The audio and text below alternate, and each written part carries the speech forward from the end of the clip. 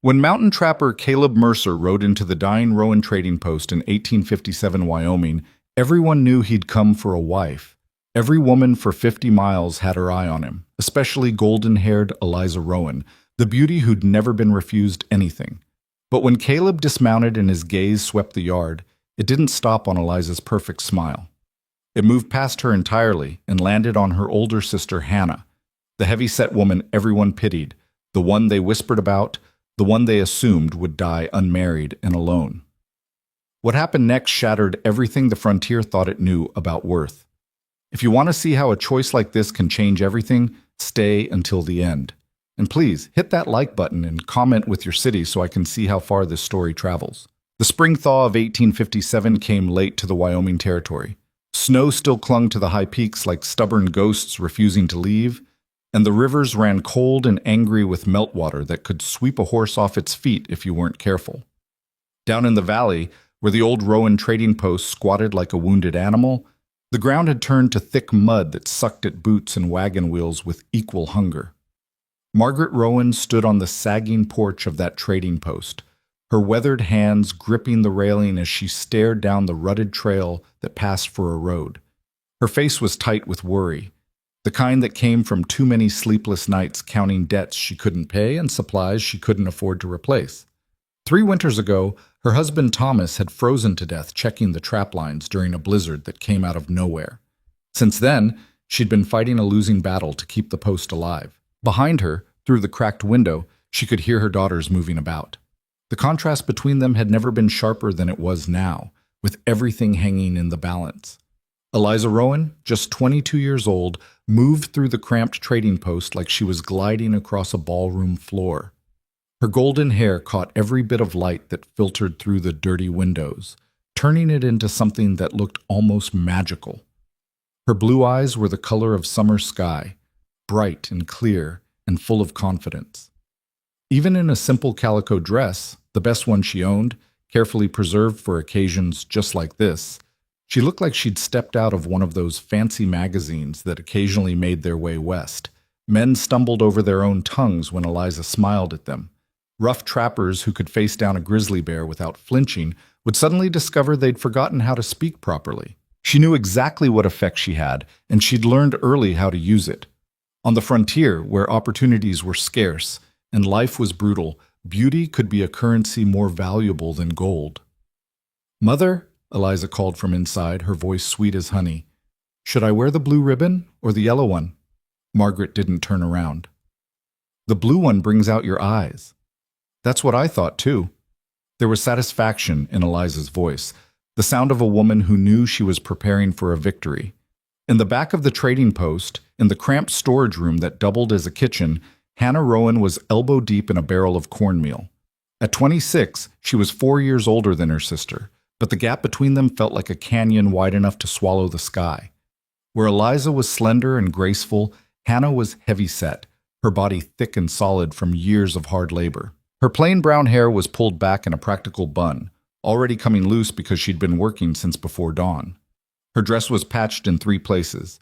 The fabric faded from countless washings, chosen for durability rather than appearance. Flour dusted her hands and forearms, and there was a smudge of soot on her cheek from tending the fire. But it was her size that defined her in everyone's eyes. She'd been a heavy child, and the years had only added to it. In a world that valued the lean toughness that came from hard living, Hannah's obesity marked her as different, as somehow wrong. She'd heard the whispers all her life, heard them from townspeople, from trappers, from the few women who passed through. Sometimes she heard them from her own mother, though Margaret tried to hide it. "Too big."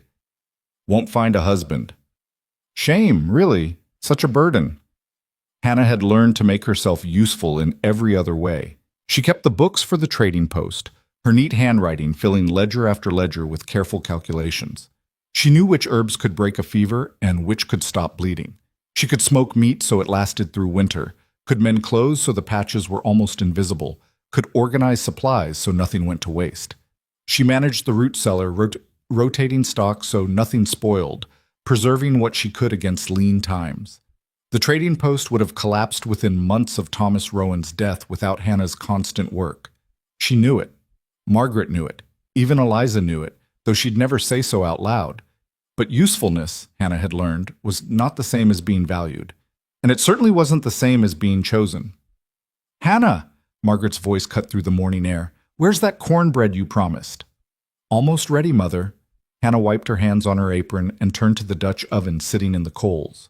The cornbread inside was golden brown, just perfect. She pulled it out carefully, setting it on the scarred wooden table. Eliza swept into the room, the blue ribbon tied in her hair, her dress freshly pressed. She glanced at the cornbread, then at Hannah.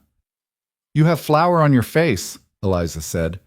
There was no malice in her voice. She stated it as simple fact, the way you might point out that the sky was blue. Hannah wiped at her cheek with the back of her hand, probably just spreading the flour around more. "Thank you." Eliza examined her reflection in the small, warped mirror that hung by the door. "Do you think he'll like me?" "Everyone likes you," Hannah said quietly. "Yes, but will he choose me?" Eliza turned to face her sister fully. "This is important, Hannah. You understand that, don't you? If I can marry well, we might save this place. We might actually survive." Hannah nodded. She understood perfectly. She'd done the same calculations Margaret had done. The trading post was dying, debts were mounting, suppliers in Fort Bridger were starting to refuse them credit. Without a miracle, or a wealthy husband, they'd lose everything by next winter. And Hannah, no matter how hard she worked, no matter how many skills she mastered, could never be that miracle. Not with a body like hers. "I hope it works out," Hannah said, and she meant it. Despite everything, despite the way Eliza's beauty had cast her into permanent shadow, she loved her sister. The sound of hoofbeats froze them both. "He's here!" Margaret's voice rang with barely controlled excitement. Eliza took one last look in the mirror, pinched her cheeks to bring color to them, and straightened her shoulders. Then she walked toward the front of the trading post with the confidence of a woman who'd never been refused anything in her life. Hannah stayed in the kitchen. Nobody had called for her. Nobody expected her presence. She was needed in this background, where useful things belonged. But curiosity got the better of her. She moved quietly to the doorway where she could watch without being seen. Caleb Mercer sat astride a powerful buckskin horse, and even from a distance, Hannah could see why half the unmarried women in the territory had their hopes pinned on him. He was tall, taller than most men, with broad shoulders and a lean, muscular build that spoke of years surviving in conditions that killed weaker men. His face was weathered by wind and sun, all hard angles and shadows, with dark hair that needed cutting and eyes that seemed to take in everything at once. He wore buckskins, well-made and practical, with a knife at his belt and a rifle in the saddle scabbard. Everything about him suggested capability, competence, and a kind of quiet strength that needed no announcement. He dismounted in one smooth motion, removed his hat, and nodded to Margaret. "Ma'am," he said. His voice was deep and steady, with no wasted words. "Mr. Mercer." Margaret smiled, the expression tight with hope and desperation. "We're honored to have you. Please come sit. We've prepared supper." They'd set up a table under the old cottonwood tree, the only tree of any size near the trading post.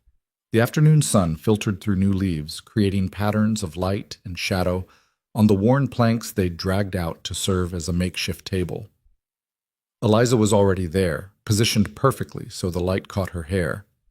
She smiled at Caleb, the smile that had never failed to work. "Mr. Mercer," she said softly, "it's such a pleasure. I've heard so many stories about your adventures in the mountains." Caleb sat down, his movements economical and precise. "Most adventures are just trouble you didn't see coming in time to avoid." Eliza laughed as if he'd made a wonderful joke. "Oh, I'm sure you're being modest. Life in the high country must be so exciting." "It's work," Caleb replied, his tone flat and factual. "Cold work, mostly. Hard work, lonely work." He reached for the cornbread, broke off a piece, and took a bite. His expression didn't change, but he took a second piece. "This is excellent," he said. Margaret beamed. "Eliza helped prepare—" "I made it." The voice came from behind them, quiet and unexpected. They all turned. Hannah stood at the edge of the clearing, having emerged from the trading post with a pitcher of water. She hadn't meant to speak, The words had just come out, some stubborn part of her refusing to let credit for her work go to someone else. Caleb's gaze shifted to her, really looked at her. Hannah felt her face flush hot. She was suddenly, painfully aware of how she must look. The faded dress, the flowers still probably smudged on her cheek, the apron stained from a day's work. And most of all, her size. Her heavy body that marked her as wrong in a world that valued lean, hard-working efficiency. But Caleb didn't look away. His eyes traveled over her face, taking in details she couldn't read. "It's very good," he said. "Best cornbread I've had in months." "Thank you."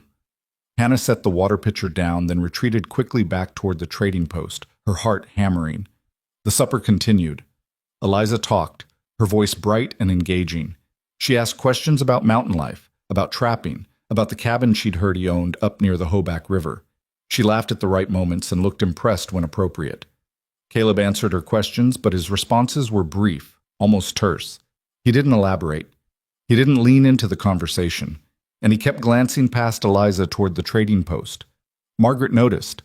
A small frown creased her forehead. Hannah, watching from the window, noticed too. Each time his gaze moved toward the building, her stomach tightened with something she couldn't name. Hope? Fear? Both felt dangerous. As the sun began to sink toward the western peaks, painting the sky in shades of orange and gold, Caleb suddenly stood. "Ma'am," he said to Margaret, "I appreciate the hospitality." "Of course, Mr. Mercer." Margaret rose quickly. "Will you, that is, would you like to visit again? Perhaps tomorrow?" Caleb's jaw worked for a moment, as if he was turning over words in his mind, examining them before letting them out. "Before I answer that," he said carefully, "I need to know something." "Anything," Margaret said, perhaps too eagerly. "The woman who made the cornbread, the one who brought the water, is she spoken for?" The world seemed to stop breathing. Eliza's smile froze on her face. Margaret blinked, confusion flooding her features. You mean Hannah? Is that her name?" Caleb's expression hadn't changed, but something in his eyes had sharpened. "Hannah?" "Yes, Hannah Rowan, my eldest daughter." "Is she promised to anyone?" "No, but—" Margaret stammered, trying to understand what was happening. "Mr. Mercer, surely you mean—" "I came here looking for a wife," Caleb said, his voice cutting through Margaret's confusion with the clean edge of simple truth. "I need someone steady, someone who knows work, someone who can survive hard times without breaking." He turned to look directly at the trading post, though Hannah was no longer visible in the window. "From what I've seen today," he continued, "Hannah is that person. If she's not promised to another, I'd like permission to court her." The silence that followed was so complete that Hannah could hear the cottonwood leaves rustling in the evening breeze. She stood frozen in the storage room, her hand pressed to her chest where her heart was trying to beat its way out. This couldn't be happening. Men didn't choose women like her. Not when there was someone like Eliza available. Not ever. Eliza's face had gone from shock to something darker, something that twisted her beautiful features into something almost ugly. "You can't be serious." Caleb turned to her, his expression neutral but firm. "I'm very serious." "But she's—" Eliza gestured vaguely, unable or unwilling to finish the sentence. "She's what?" Caleb asked, his voice dropping to something dangerous. Eliza looked to her mother for support, but Margaret seemed too stunned to speak. "I don't understand," Margaret finally managed. "Mr. Mercer, Hannah is— she's not— Eliza is beautiful," Caleb finished for her. "Yes, I noticed. And in 5 years, when a hard winter hits and supplies run short, and the real test comes, what good will beautiful do me?" He took a step toward the trading post. "I've lived in the mountains for 15 years, ma'am. I've seen pretty women turn bitter when life gets hard. I've seen delicate women break when the work gets tough. I don't want pretty. I want someone who already knows how to survive." Margaret's face worked through a dozen emotions at once. Surprise, disappointment, confusion, and something that might have been embarrassment for having so badly misjudged the situation. "If Hannah agrees," Caleb continued, "I'd like to speak with her, alone, if that's proper. If not, you can stay within earshot." Before Margaret could answer, Hannah stepped out of the trading post. Her legs felt weak, but she made them carry her across the muddy yard. She stopped a careful distance from Caleb, close enough to speak, far enough to run if this turned out to be some kind of cruel joke. "I'm here," she said quietly. Caleb studied her face. Really studied it, the way you'd study terrain you were planning to travel. He didn't look at her body with disgust or pity. He didn't look away in embarrassment. He just looked at her like she was a person worth examining. "You keep this place running," he said. It wasn't a question. "I do what needs doing," Hannah replied. "Your mother and sister, they depend on you." "Yes." "You're not the one they hoped I'd notice." Hannah felt the words like a knife, even though his tone held no judgment. "No." "Why do you think I noticed you anyway?" She'd been asking herself that same question since the moment he'd asked about her. 100 possible answers ran through her mind, most of them dark and self-deprecating. Because you want a workhorse, not a wife. Because you need someone you won't be tempted by. Because you want someone grateful enough to accept anything. But she was tired of lying, even to herself. "I don't know," she said honestly. Caleb nodded, as if her honesty satisfied something in him. "I'll tell you then. I noticed you because while your sister was performing, you were working. While she was talking about how exciting mountain life must be, you were doing the kind of work that mountain life actually requires. And when that cornbread turned out perfect, I knew you'd done it 100 times before until you got it right." He took a step closer.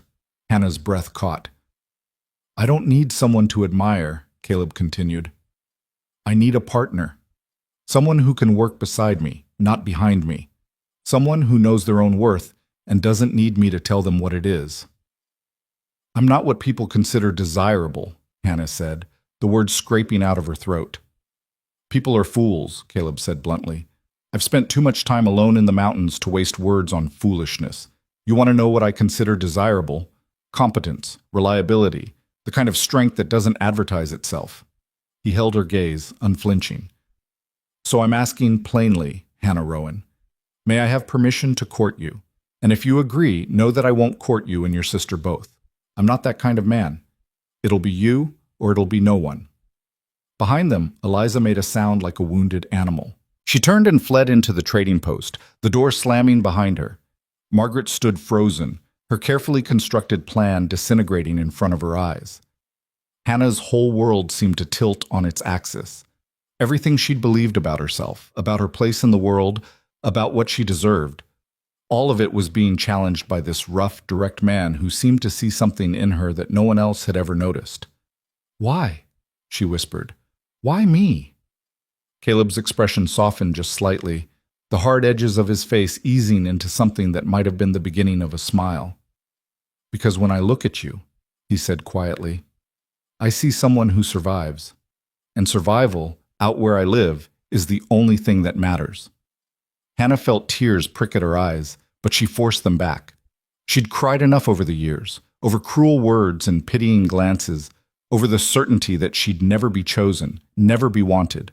She wouldn't cry now, not when something impossible was being offered to her. "I'll need to think about it," she said, though her heart was already screaming, "Yes." "That's fair," Caleb replied. He reached into his shirt and pulled out a small leather pouch. "I'll be camped down by the creek tonight. You can give me your answer in the morning." He handed her the pouch. Their fingers brushed, and Hannah felt a shock run through her at the simple contact. "What is this?" she asked. "Open it when you're alone," he said. Then he turned to Margaret, tipped his hat. "Ma'am, thank you for the hospitality. I'll be back at first light for Hannah's answer." He mounted his horse in one fluid motion and rode down toward the creek where the cottonwoods grew thick and the water ran clear. Hannah stood in the muddy yard, the leather pouch clutched in her hand, her whole world spinning. Margaret approached slowly, her face tight with emotion she was struggling to contain. "Hannah, don't," Hannah said softly. "Please, Mother, not right now." She walked past Margaret, past the upset table under the cottonwood and into the trading post. Inside, Eliza was destroying her room. Hannah could hear things being thrown, could hear her sister's ragged breathing and choked sobs. She wanted to go to her, to comfort her, but she didn't trust herself to speak. How could she explain this to Eliza when she couldn't explain it to herself? Instead, She went to the tiny room she shared with her sister, or had shared, until tonight turned everything upside down. She sat on her narrow cot and opened the leather pouch with trembling fingers. Inside was a folded piece of paper. Hannah unfolded it carefully. The handwriting was rough, formed by hands more accustomed to skinning pelts than forming letters, but it was deliberate and clear. I have been alone for a long time. I thought I preferred it that way. But watching you work today, I realized that solitude and loneliness are not the same thing. If you agree to let me court you, know that I will be honest with you, always. I will respect you, always. And I will never ask you to be anything other than exactly who you are. Caleb Mercer. Hannah read the note 3 times, then a 4th. Each time the words seemed to settle deeper into her chest, filling spaces that had been hollow for so long she'd forgotten they existed. She pressed the paper to her chest and closed her eyes. For the first time in her entire life, someone had chosen her. Not settled for her. Not accepted her out of obligation. Chosen her. The tears came then, silent and overwhelming. They weren't tears of sadness. They were tears of release, of years of tension finally breaking loose, of a door opening that she'd thought was sealed shut forever. Outside, the sun finished setting, painting the Wyoming sky in shades of purple and deep blue. Stars began to appear, bright and clear in the mountain air. Down by the creek, Caleb Mercer sat by his fire, staring into the flames and wondering if he'd just made the biggest mistake of his life or the best decision he'd ever made. In the trading post, Margaret sat at the scarred wooden table, her head in her hands, trying to recalculate a future that had just shifted beneath her feet like unstable ground. In her room, Eliza cried with the bitter fury of someone who'd just learned that being beautiful wasn't enough, that it had never been enough, and that the world didn't always work the way she'd been promised it would. And in the small room at the back, Hannah sat with Caleb's note pressed to her heart, facing a choice that terrified her. She could say no. She could refuse his courtship and go back to being invisible, to being useful but unvalued, to living out her days in the shadow of her sister's beauty. Or she could say yes. She could step into the unknown with a man who saw her, really saw her, and risk discovering that maybe, just maybe, she was worth more than she'd ever been allowed to believe. The night deepened. The trading post settled into uneasy silence, and Hannah Rowan, the woman everyone had overlooked, prepared to make the most important decision of her life. Hannah didn't sleep that night.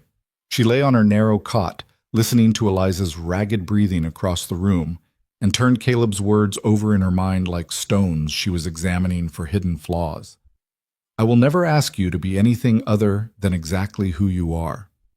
The promise felt too large, too impossible. Her whole life had been about trying to be less, taking up less space, making less noise, wanting less, expecting less. And now this stranger was offering her permission to simply exist as herself. The darkness pressed in around her, thick and heavy. Through the thin walls, she could hear her mother pacing in the main room of the trading post, the floorboards creaking with each anxious step.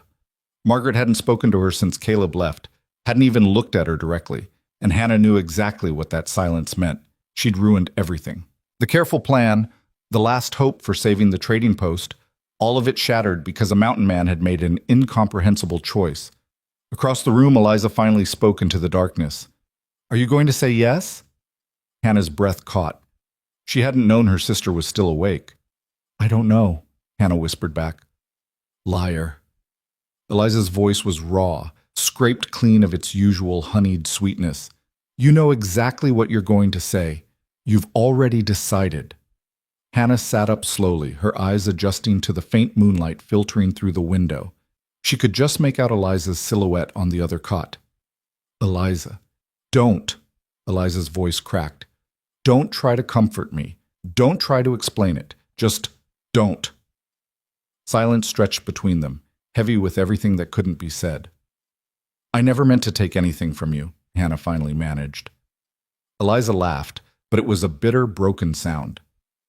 "You didn't take it. He just didn't want it. Do you know how that feels? To have someone look right past you like you're nothing?" The words hung in the air between them, sharp and painful. Hannah did know how it felt. She'd felt it every day of her life, watching men's eyes slide over her without seeing, watching them light up when they looked at Eliza instead. "I'm sorry," Hannah said, because she didn't know what else to say. "Are you?" Eliza's silhouette shifted as she sat up. "Are you really sorry, or are you just scared to be happy because you've never been chosen before?" The question cut deep because it was true. Hannah was terrified. Terrified that this was a mistake, that Caleb would wake up and realize what everyone else had always known, that she wasn't worth choosing. Terrified that she'd say yes and discover she didn't know how to be wanted. "Both," Hannah admitted quietly. Eliza was quiet for a long moment. When she spoke again, her voice had lost some of its sharp edge, replaced by something rawer and more honest. "I hate this," she said. "I hate that I'm jealous of you. I hate that he looked at me and saw nothing worth keeping. I hate that our whole lives I've been told I was special because I was pretty, and now pretty isn't enough." She drew a shaky breath. "But I don't hate you, Hannah. I should, but I don't." Hannah felt tears burning in her eyes. "I don't know what to do." "Yes, you do." Eliza lay back down, turning to face the wall. "You're going to say yes. You're going to take what you've been offered, even though it means I lose, and maybe that's how it should be. Maybe I've won enough already." The words settled between them like a fragile truce, not quite forgiveness, but something close enough for now. Hannah lay back down and clutched Caleb's note to her chest, listening to the night sounds, the wind in the cottonwood, the distant howl of a coyote, her mother's endless pacing, and somewhere beneath it all, the quiet thunder of her own heart, beating out a rhythm that sounded almost like hope. When the first gray light of dawn crept through the window, Hannah rose and dressed with careful deliberation. She chose her best dress, though it was still patched and faded. She brushed her hair and pinned it up neatly. She washed her face in the cold water from the basin and looked at herself in the small, warped mirror. The woman looking back at her was still heavy, still marked by years of hard work and harder judgments. But for the first time in as long as she could remember, Hannah didn't look away in shame. She met her own eyes and held the gaze. "I am enough," she whispered to her reflection. The words felt strange in her mouth, unfamiliar and bold. "I am enough. Us." She walked out of the trading post into the cool morning air. Mist hung low over the ground, turning the world soft and dreamlike. Down by the creek, she could see smoke rising from Caleb's camp. Margaret was already outside, standing by the well with a bucket in her hands, though she wasn't drawing water. She was just standing there, staring at nothing. "Mother," Hannah said quietly. Margaret turned, and Hannah was shocked to see tears on her face. Her mother never cried. "I'm sorry," Margaret said, her voice breaking. "I'm so sorry, Hannah." "For what?" "For everything." Margaret set the bucket down with shaking hands. "For counting on Eliza instead of you, for making you feel like you weren't valuable just as you are, for being so desperate to save this place that I stopped seeing my own daughter." Hannah felt her throat tighten. "You were trying to survive. We all were." "That's not an excuse." Margaret crossed the distance between them and took Hannah's hands. Her grip was strong, almost desperate. "When that man looked at you yesterday, really looked at you and saw what I should have been seeing all along, I realized how blind I've been, how cruel." "You were never cruel," Hannah protested. "Wasn't I?" Margaret's eyes searched Hannah's face. "Every time I pinned my hopes on Eliza's marriage prospects, every time I calculated our survival based on her beauty instead of your competence, every time I let you work yourself to exhaustion while praising your sister for doing nothing. That was cruelty, Hannah. Just because it was unintentional doesn't make it hurt less." Hannah had spent so many years pushing down her hurt, telling herself it didn't matter, that she didn't know how to let it surface now. The tears came anyway, hot and sudden. Margaret pulled her close, and Hannah let herself be held, let herself be small for just a moment, despite her size, despite everything. "What are you going to tell him?" Margaret asked softly. Hannah pulled back, wiping her eyes. "I'm going to say yes." "Are you sure?" "You don't have to do this just because—" "I'm not doing this because of anything except what I want," Hannah interrupted, and the strength in her own voice surprised her. "For the first time in my life, someone is offering me a choice. I'm choosing to take it." Margaret nodded slowly. Then she did something she hadn't done in years. She smiled at Hannah with pure, uncomplicated pride. Then go, she said. Go and claim what's yours. Hannah walked down to the creek with her heart in her throat. The morning sun was just starting to burn off the mist, painting everything in shades of gold and silver. Caleb's camp was neat and orderly, bedroll already packed, fire burning low, coffee pot sitting in the coals. He was crouched by the fire, but he stood when he heard her approach. He didn't smile, didn't rush toward her. He just waited, patient and still, giving her space to come to him. "I read your note," Hannah said when she was close enough to speak without shouting. "And?" "And I have questions." Caleb gestured to a log he'd apparently pulled over to serve as a seat. "Ask them." Hannah sat down carefully. Caleb poured coffee into a tin cup and handed it to her before sitting on a rock across the fire. The simple domesticity of it, sharing coffee, talking in the morning light, made something ache in Hannah's chest. "Why did you really choose me?" she asked.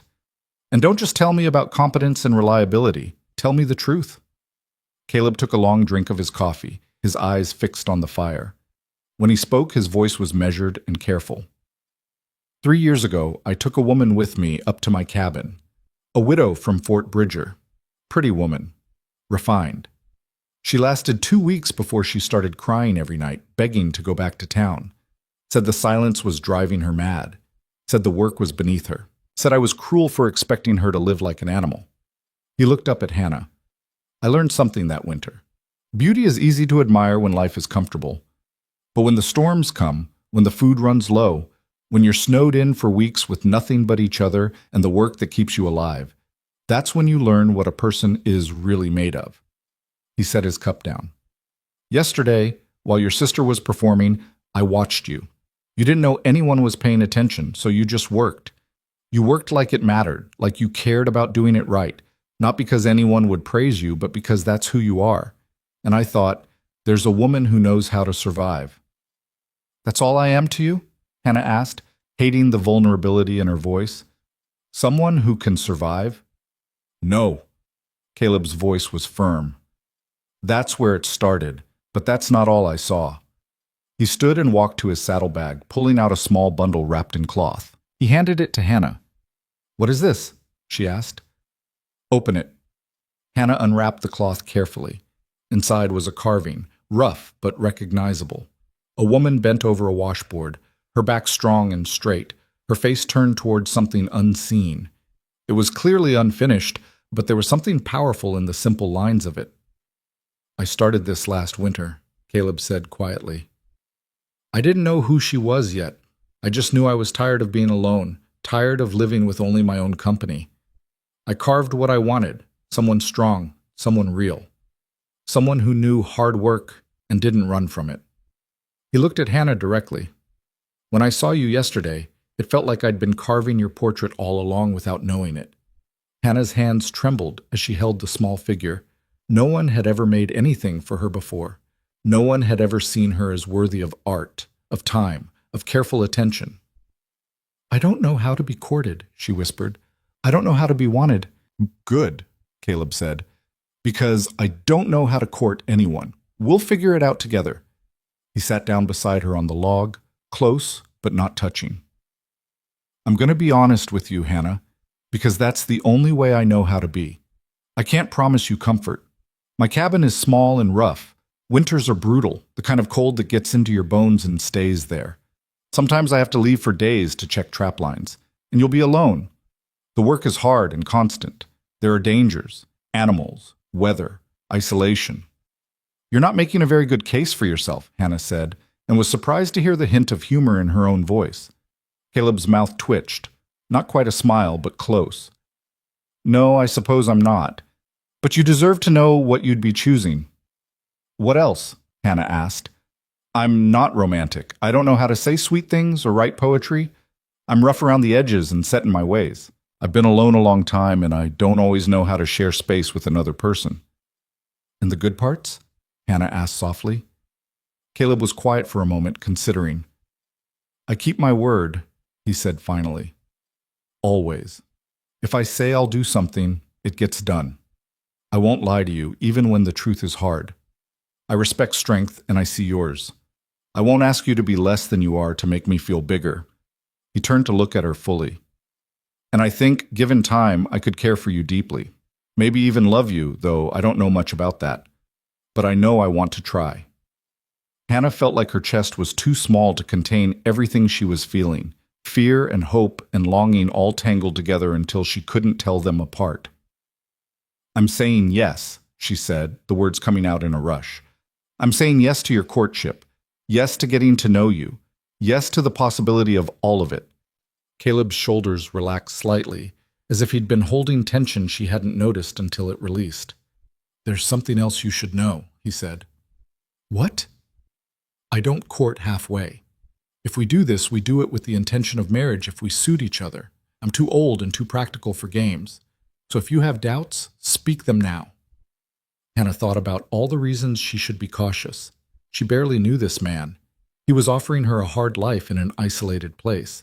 She'd be leaving her mother and sister, leaving the only home she'd ever known. But she also thought about the alternative, staying at the dying trading post, watching it crumble while she worked herself to exhaustion, growing old in Eliza's shadow, never being chosen, never being seen. "I have doubts," she said honestly. "I'm terrified, but I'm more terrified of never trying." Caleb nodded slowly. "That's fair. Fear is honest. We can work with honest." He stood and offered her his hand. Hannah took it, letting him help her to her feet. His grip was strong and calloused, the hand of a man who worked for everything he had. "I'll come to the trading post every few days," he said. "We'll talk, get to know each other. When you're ready, when we're both ready, we'll make the decision about marriage. No rushing, no pressure. We do this right." "All right," Hannah agreed. They stood there for a moment, still holding hands, the creek rushing past them and the morning sun climbing higher in the sky. Hannah felt like she was standing on the edge of a precipice, about to step off into the unknown. Caleb seemed to sense her fear. He squeezed her hand gently.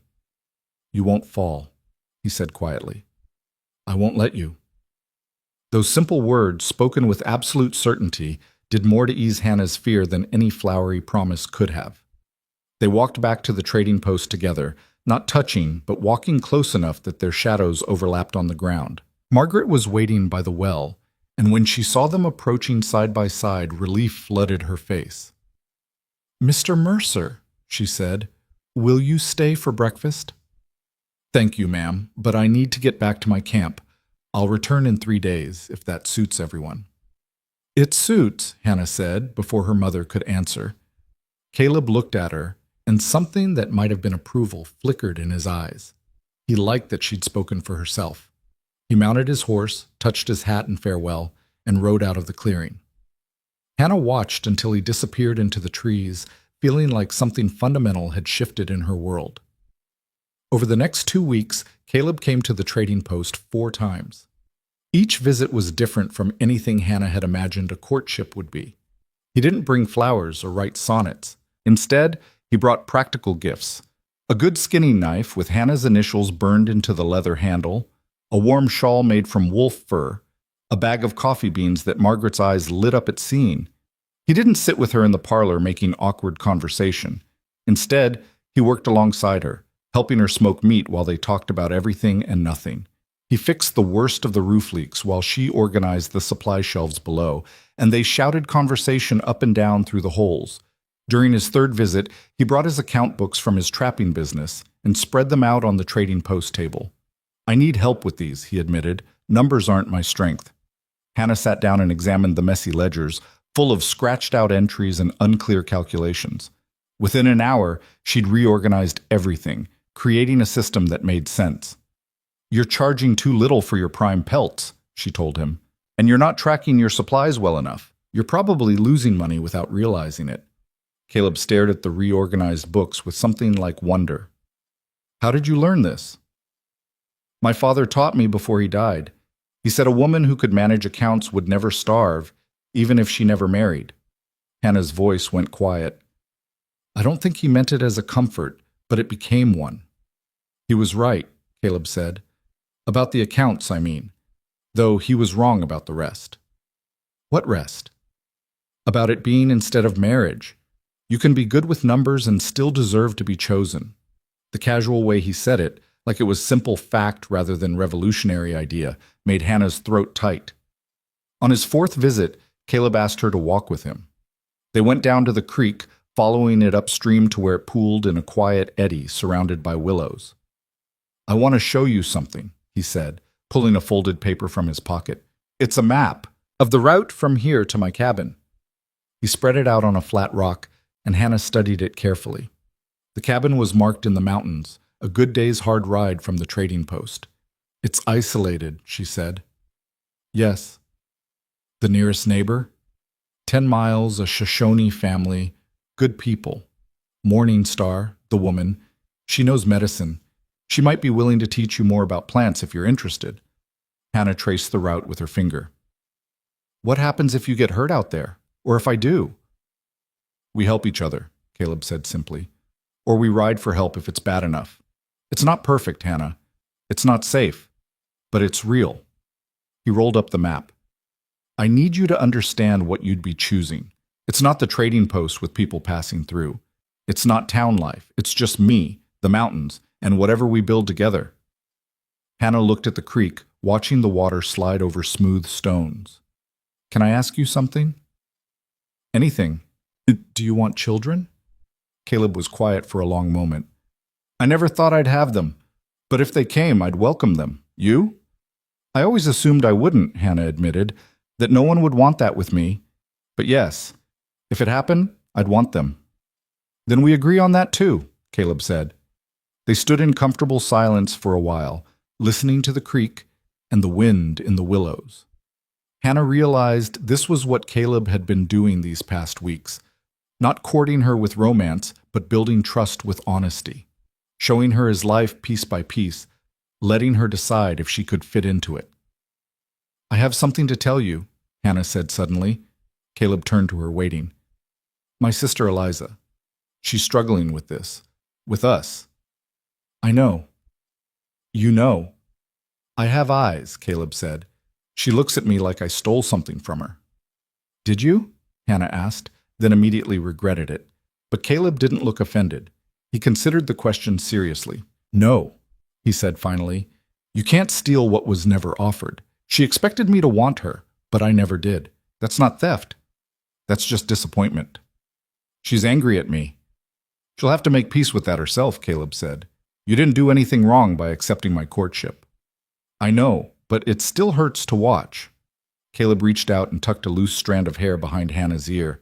It was the first truly tender gesture he'd made, and it caught Hannah completely off guard. "You have a kind heart," he said. "That's good. But don't let kindness make you small. Don't apologize for being chosen." His hand lingered for just a moment before he pulled back. As they walked back to the trading post, Hannah felt something settling in her chest. Not certainty. She wasn't sure she'd ever feel completely certain about anything this big, but something close to it, something like rightness. That evening, after Caleb had gone back to his camp, Eliza finally spoke to Hannah directly for the first time since the night Caleb had first arrived. They were in the storage room and Hannah was checking supplies while Eliza pretended to help. "Are you going to marry him?" Eliza asked abruptly. Hannah stopped counting sacks of flour. "I think so. Eventually. If we both decide we suit each other." "Do you love him?" "I don't know yet, but I think I could." Eliza was quiet, organizing and reorganizing the same 3 jars on a shelf. "I'm trying not to hate you for this," she said finally. "I know. It's hard." "I know that too." Eliza turned to face her sister fully. Her eyes were red-rimmed but dry. "I spent my whole life being told I was special because of how I looked. And then one person, one man, decided that didn't matter. And suddenly, I'm nothing." "You're not nothing," Hannah said firmly. "Then what am I?" Eliza's voice cracked. "If I'm not the beautiful one, if that's not enough, what do I have?" Hannah set down her ledger and crossed to her sister. She took Eliza's hands in hers. "You have a sharp mind when you choose to use it. You have charm that could make stones smile. You have determination and spirit. You have value beyond what any man sees in you." "You sound like him," Eliza said. "Maybe he's right. Hannah replied. Eliza pulled her hands back, but not unkindly. I need time to figure out who I am when I'm not performing, to stop comparing myself to you, to stop measuring my worth by who wants me. Take all the time you need, Hannah said softly. I won't be happy for you, Eliza warned. Not yet. Maybe not for a long time. I don't need you to be happy for me. I just need you not to hate me. I don't hate you, Eliza said, and it sounded almost like the truth. I hate that you're getting something I wanted, but that's my problem, not yours. It wasn't forgiveness, but it was progress. Hannah would take it. When Caleb came again 5 days later, he brought news. There's a preacher coming through, he said without preamble. He'll be at Fort Bridger in 2 weeks, then moving on. Won't be another one through here for months. He looked at Hannah directly. I know it's fast. I know we plan to take more time.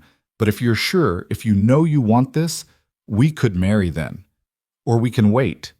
The choice is yours. Hannah felt her heart hammering. 2 weeks. It was terrifyingly soon. But she also knew that more time wouldn't make her more certain. She either trusted this or she didn't. She either believed that Caleb saw her truly or she didn't. She thought about his steady presence, his honest words, the way he'd shown her his life piece by piece and let her choose. She thought about the small carving he'd made, about the practical gifts that showed he'd been listening, about the way he looked at her like she mattered. I'm sure, she said, her voice stronger than she felt. 2 weeks. Yes. Caleb's whole body seemed to relax as if he'd been holding his breath. You won't regret it, he said. Promise? I can't promise that, he said honestly, but I can promise I'll work every day to make sure you don't. It was the most romantic thing he could have said, because it was true. The 2 weeks before the wedding passed in a blur of preparation and panic. Hannah threw herself into the work of getting ready, partly because there was much to do, and partly because staying busy kept her from thinking too hard about what she was about to do. Margaret seemed to have accepted the situation, though Hannah caught her mother looking at her sometimes with an expression that mixed pride and worry in equal measure. The trading post's future remained uncertain, but Margaret had started making inquiries about selling to a family from Fort Bridger who'd expressed interest. It wasn't the salvation she'd hoped for through Eliza's marriage, but it was something. Eliza kept her distance, moving through the trading post like a ghost. She wasn't cruel, but she wasn't warm either. She existed in a strange limbo between acceptance and resentment, and Hannah gave her the space to work through it. Caleb came every other day, always with purpose. He brought Hannah to meet his horse, a steady buckskin mare named Cinder, and taught her the basics of riding. Hannah had ridden before, but never well, and her size made mounting difficult. Caleb fashioned a stepping block and showed her how to use it without making her feel helpless. You'll need to ride up to the cabin, he explained practically. The trail's too rough for a wagon most of the year. On one visit, he brought samples of the furs he trapped: beaver, marten, fox, wolf. He showed Hannah how to judge quality, how to spot damage, how to properly store pelts so they didn't spoil. You'll need to know this, he said. During trapping season, I'm out for days sometimes. You'll handle the pelts I bring back. Hannah ran her hands over the soft furs, learning the feel of them. Will I trap too? If you want to. It's hard work, and it can be dangerous, but I won't stop you from learning. He paused, watching her face. Though I'll admit I'd rest easier knowing you were safe at the cabin. I'm stronger than I look, Hannah said quietly. I know you are. That's not what worries me. Caleb's jaw tightened. What worries me is that I'm starting to care what happens to you, and caring makes a man cautious. The admission hung between them, raw and honest. Hannah felt her breath catch. Is that a bad thing? She asked. No, Caleb said slowly, but it's new. I haven't cared about anyone's safety besides my own in a long time. Takes some getting used to. 3 days before the wedding, old Nathaniel Webb rode into the trading post. He was a grizzled trapper in his 60s, weathered as an old boot and twice as tough. He'd known Caleb for years and had apparently heard about the upcoming marriage through the gossip network that somehow connected even the most isolated mountain men. He found Hannah in the yard hanging laundry. You're the woman marrying Caleb Mercer? He asked without preamble. Hannah turned, clothespins in her mouth, and nodded. Nathaniel dismounted stiffly and studied her with the frankness of someone too old to bother with politeness. His eyes took in her size, her plain features, her work-roughened hands. "Huh," he said finally. Hannah took the clothespins from her mouth. "Can I help you with something, Mr. Webb?" "You know who I am?" "Everyone knows you, sir. You've been trading here since before my father died." Nathaniel grunted, seemingly satisfied. "I came to tell you something about Caleb Mercer." Hannah set down her laundry basket. "I'm listening." "He's a good man, honest, hardworking, keeps his word." Nathaniel paused, chewing on something, probably tobacco. "But he's been alone a long time, real alone. The kind of alone that changes a man." "I know," Hannah said. "Do you?" Nathaniel's eyes were sharp despite his age. "Do you know what it means to spend months with only yourself for company? To go weeks without speaking a word out loud? It makes a man strange. Makes him forget how to share space, how to compromise, how to be gentle." "Are you trying to warn me off?" Hannah asked directly. "No." Nathaniel shook his head. "I'm trying to prepare you. Caleb's choosing you is the smartest thing he's done in years, but that doesn't mean it'll be easy. He's set in his ways. He's not used to explaining himself or asking permission. He's been his own law for so long he might forget you're not just another mountain to navigate." Hannah absorbed this, recognizing the truth in it. "Why are you telling me this?" "Because you should know what you're getting into, and because—" Nathaniel hesitated, something like fondness crossing his weathered face. "Because Caleb's like a son to me. I taught him to trap, taught him to survive. I want him to be happy, and I think you could make him that way. But you'll need to be strong, not just work strong. Strong in yourself." "I am," Hannah said, lifting her chin. Nathaniel smiled, showing gaps where teeth used to be. "Yeah, I believe you are. Caleb wouldn't have chosen you otherwise. He's got good instincts for what survives and what doesn't." He mounted his horse again, grunting with the effort. "One more thing," he said, looking down at her. "Don't let him forget your flesh and blood, not just a partner. Mountain men have a way of treating everything like a transaction. Make sure he remembers you've got a heart that needs tending." Then he rode off, leaving Hannah standing in the yard with wet laundry and a lot to think about. That evening, Hannah asked Caleb about it. They were sitting by the creek, their usual spot for serious conversations. The sun was setting, painting the sky in shades of orange and purple that seemed too beautiful for the hard realities they were discussing. "Nathaniel Webb came to see me today," Hannah said. Caleb's expression didn't change, but something in his shoulders tensed. "What did he say?" "He warned me that you've been alone a long time, that you might not remember how to share a life with someone." Caleb was quiet for a long moment, staring at the rushing water. "He's right," he said finally. "I've been trying to figure out how to tell you the same thing." "Tell me now," Hannah said. Caleb took a breath, gathering his thoughts with the same careful deliberation he brought to everything. "I've spent 15 years in the mountains, mostly alone. Sometimes I'd go months without seeing another person. When you're that isolated for that long, you develop habits.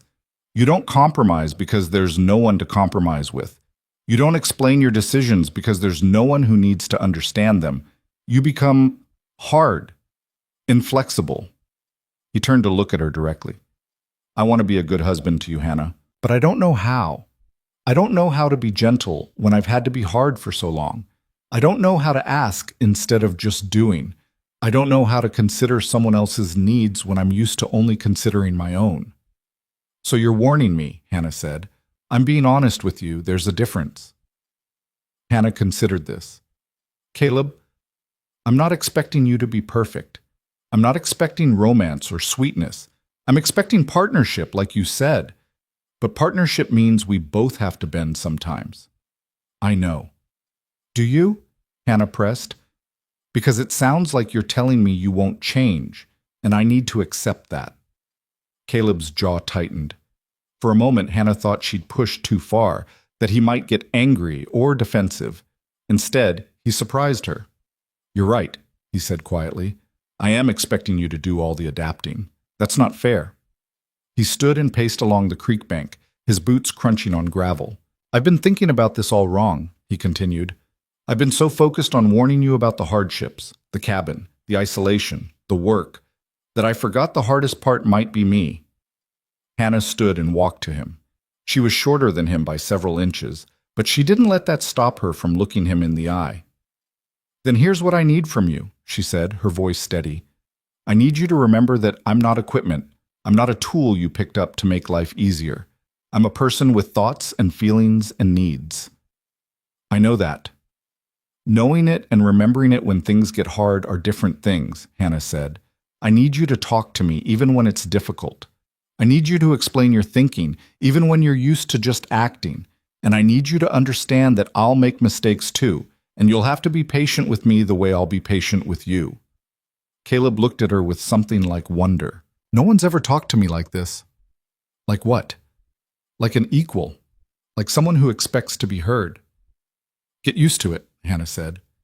Because if we're doing this, we're doing it as partners. Real partners. Not you leading and me following. For the first time since she'd met him, Caleb smiled. Really smiled.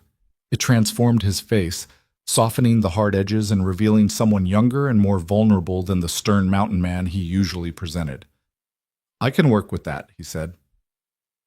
The day before the wedding, Hannah stood in the small room she shared with Eliza, looking at the dress Margaret had altered for her. It had been her mother's wedding dress, let out at the seams to fit Hannah's larger frame. The fabric was old but clean, simple but dignified. Eliza sat on her cot, watching. It looks nice, she said finally, breaking the silence that had stretched between them for days. Hannah turned, surprised. Thank you. Eliza stood and walked over, running her fingers over the fabric. Mother was thinner than both of us when she married Father. She's let it out twice now. Once for me, when she thought I might need it. She paused. Once for you, now that you actually do. Eliza, I'm not going to the wedding, Eliza interrupted. I can't. I'm not strong enough yet to watch you marry the man I thought would choose me. Hannah felt her throat tighten. I understand. Do you? Eliza's eyes were bright with unshed tears. Do you understand what it feels like to have everything you thought you knew about yourself proven wrong? Yes, Hannah said quietly. I've spent my whole life being told I wasn't good enough because of how I look, so yes, Eliza, I understand. Eliza flinched. I'm sorry. I never thought about it that way. I never thought about how my beauty made you feel. And I never thought about how much pressure it put on you, Hannah replied. To always be perfect, to always perform, to carry the whole family's hopes on your shoulders. They stood there, two sisters who'd lived side by side for years without really seeing each other, finally starting to understand. I don't hate you, Eliza said finally. I want to. It would be easier if I did, but I don't. I don't need you to be happy for me, Hannah said. Not yet. Maybe not ever. I just need you to know that I didn't take this from you. It was never yours to lose. Eliza nodded slowly. I know. That's what makes it so hard. She crossed to her cot and picked up a small bundle wrapped in cloth. She held it out to Hannah. What is this? Hannah asked. Open it. Hannah unwrapped the cloth to find a delicate handkerchief, edged in lace. It had been Eliza's most prized possession, won in a card game from a lady passing through from St. Louis. Something borrowed, Eliza said quietly. Isn't that what brides are supposed to have? Hannah felt tears burning in her eyes.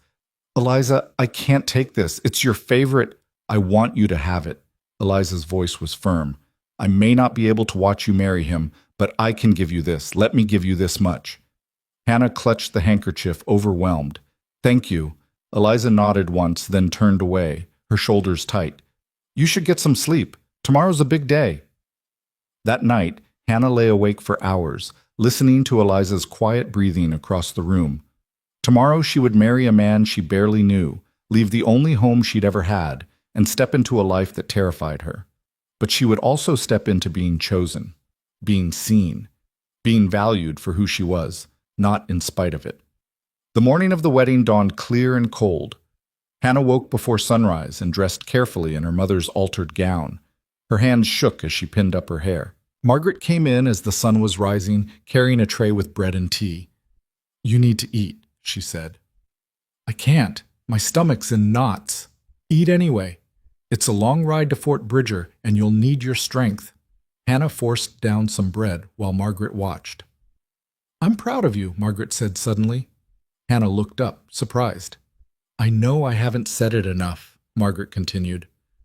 "I know I pinned too many hopes on Eliza and took you for granted. But watching you these past weeks, seeing you stand up for yourself, seeing you choose what you want instead of accepting what you're given, it's made me prouder than I've been in years." "Mother, let me finish." Margaret's voice was thick with emotion. "You're stronger than I ever was. When your father died, I gave up. I stopped fighting for anything except survival.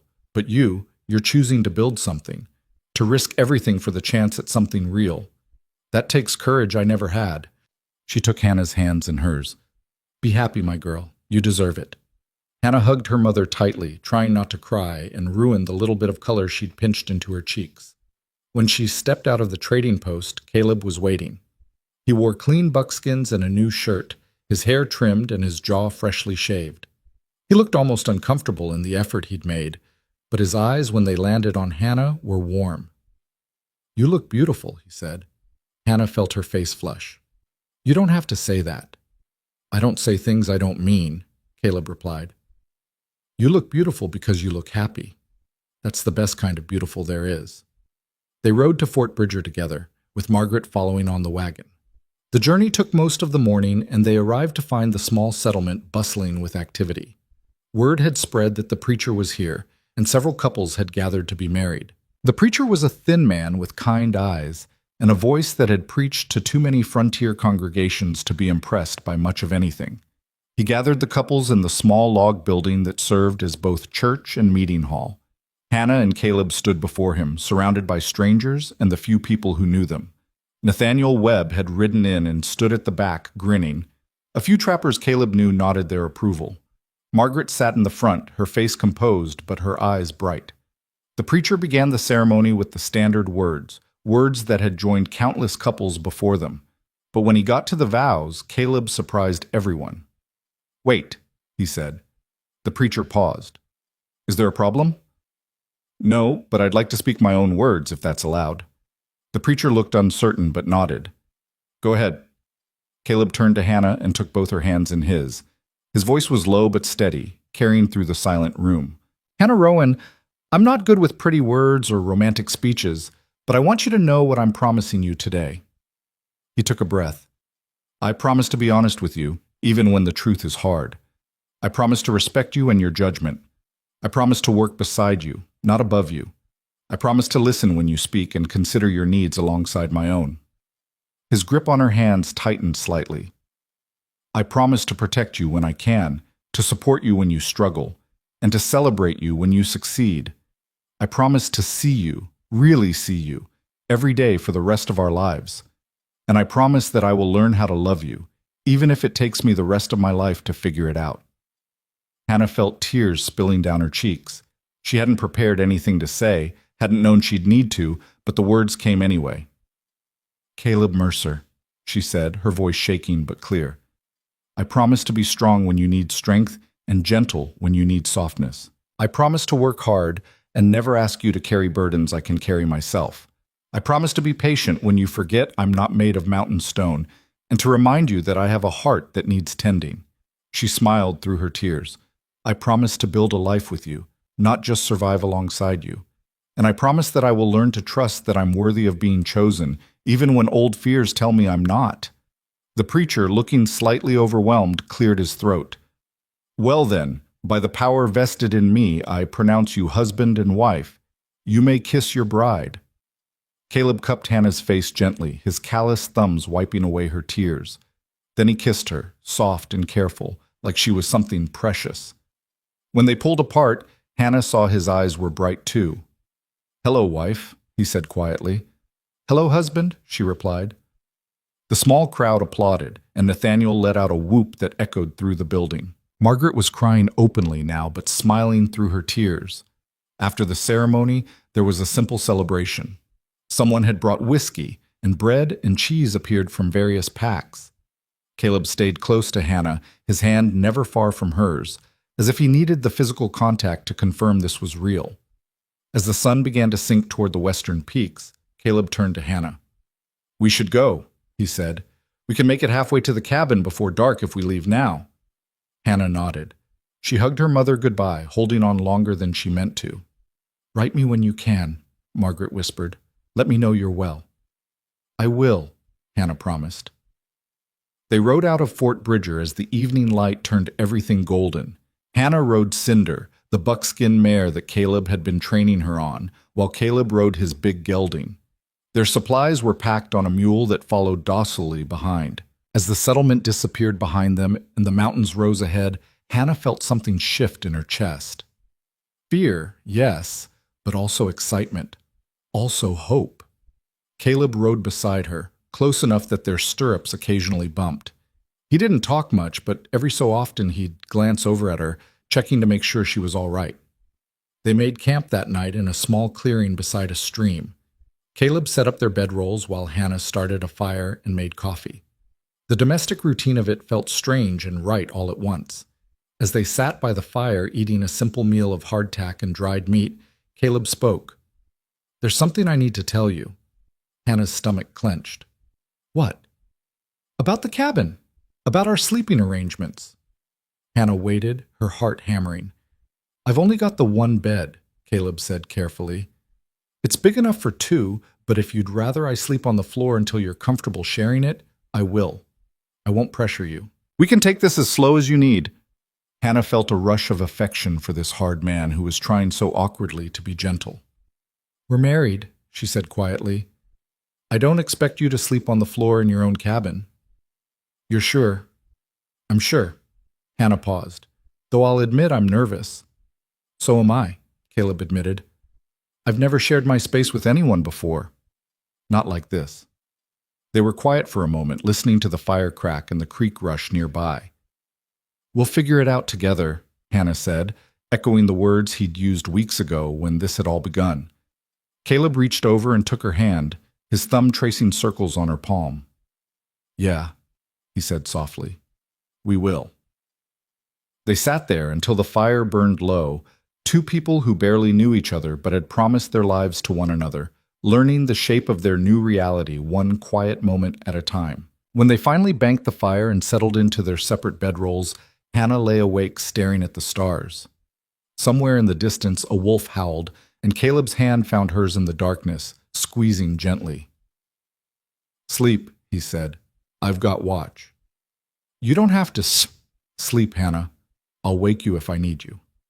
So Hannah closed her eyes, and for the first time in her life, fell asleep knowing that someone was watching over her.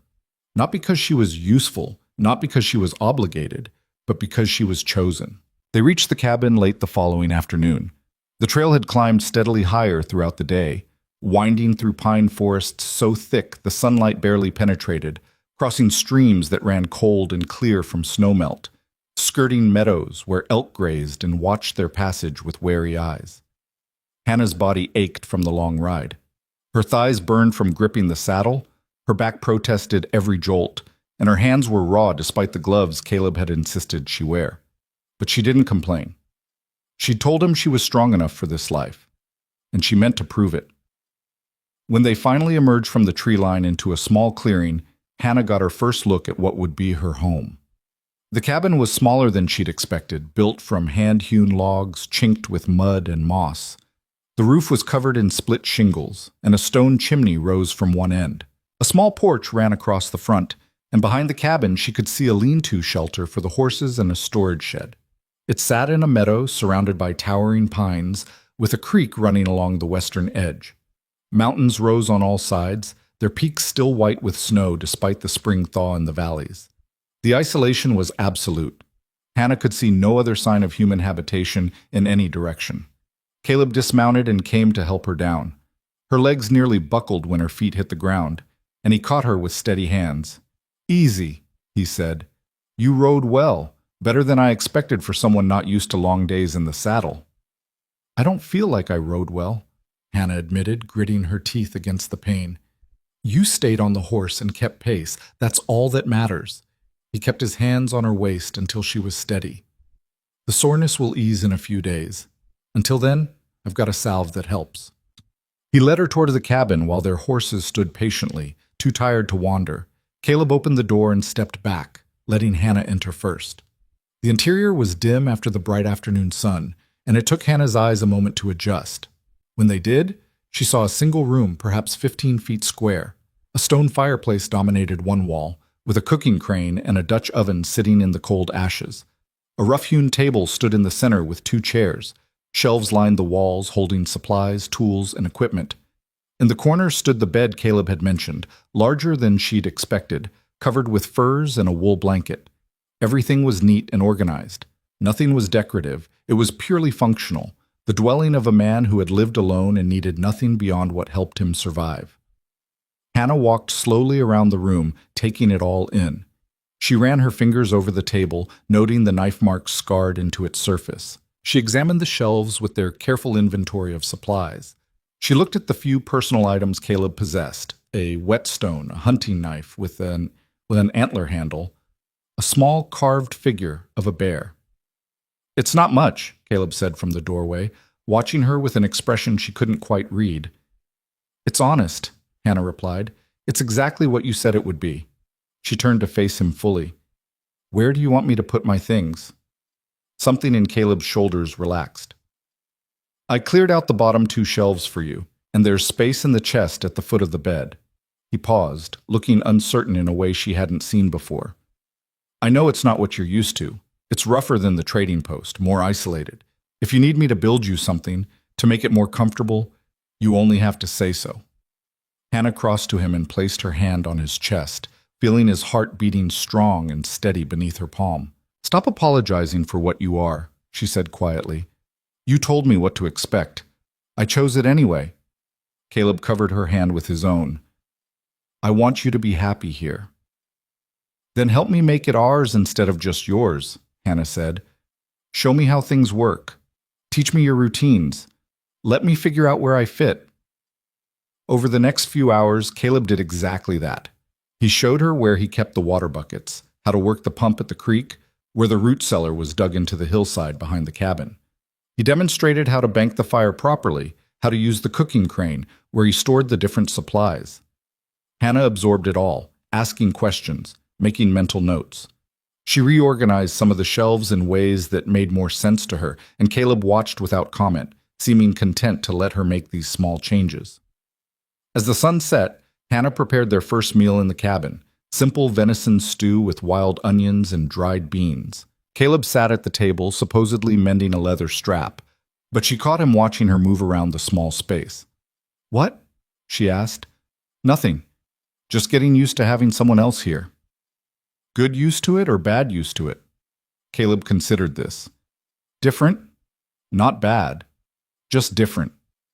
They ate in comfortable silence, the kind that felt natural rather than awkward. Outside, the mountain evening settled in with the songs of birds and the distant howl of wolves.